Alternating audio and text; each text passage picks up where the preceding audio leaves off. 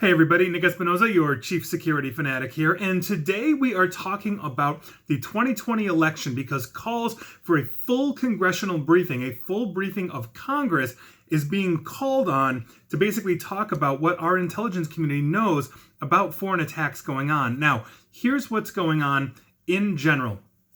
4 senior lawmakers have asked the FBI to brief all members of Congress on foreign efforts to interfere with the 2020 presidential election, citing an ongoing disinformation campaign. Now, a letter that was sent to FBI Director Christopher Wray last week from Speaker of the House Nancy Pelosi and Senate Minority Leader Charles Schumer of the Senate obviously said, and I quote, "We are gravely concerned, in particular, that Congress appears to be the target of a concerted foreign interference campaign which seeks to launder and amplify disinformation in order to influence congressional activity, public debate, and the presidential election in November." Now, the letter was signed by them. It was also signed by Representative Adam Schiff of California, who is a chairman of the House Intelligence Committee, and Senator Mark Warner, who is the vice chairman of the Senate Intelligence Committee as well. Now, citing the urgency of threat, these lawmakers want a classified briefing to take place before Congress adjourns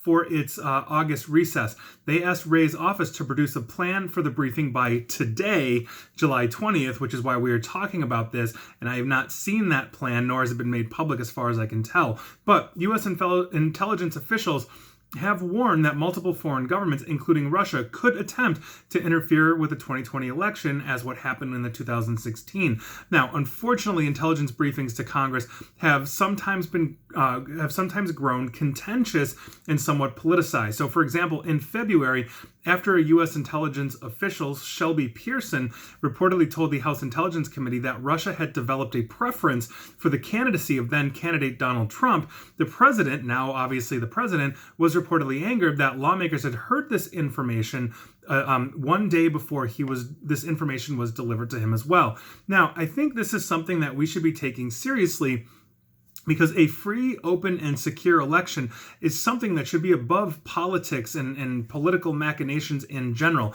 I'm not a fan of basically something that should be agnostic to political machinations when it's spun and used in this way.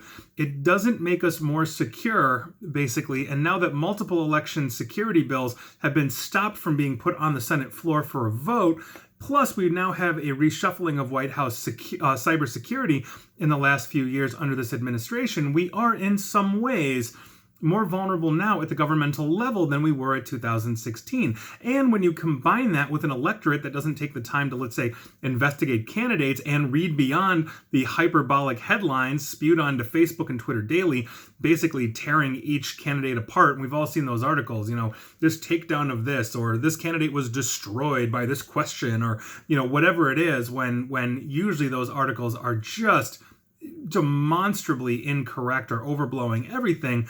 We are walking into a ticking political time bomb here of cyber threat and ignorance that is nowhere near where we really need to be. We need to be educating our population on cyber threat. We also need to be educating them on basically understanding sources. I've talked about that a million times, but know who's writing these articles. Understand where they are coming from. Look at the sources that they have and make up your own minds and decisions. Don't just read an article or the headline of an article that really speaks to your confirmation bias if you're on the left or the right or whatever the heck you are.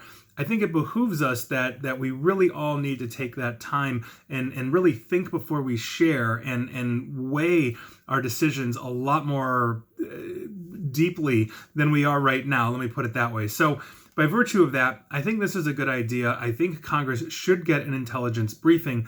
Unfortunately, I think like so many things in the United States at the moment, including a pandemic, it's going to be politicized, and quite frankly, that sucks. So you tell me, how do we get out of that? How do we break that mold? For me, it's education. For me, it's actually understanding that, let's say, people that disagree with me still have our best interests in mind.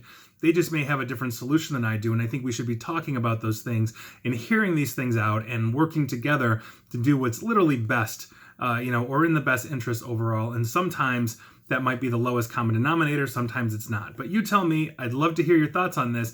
And that is your news of the day. And please like, share, follow me here on Facebook and Twitter at NickAESP. And please feel free to subscribe to me at YouTube as well. And as always, stay safe and stay online. Thanks, everyone.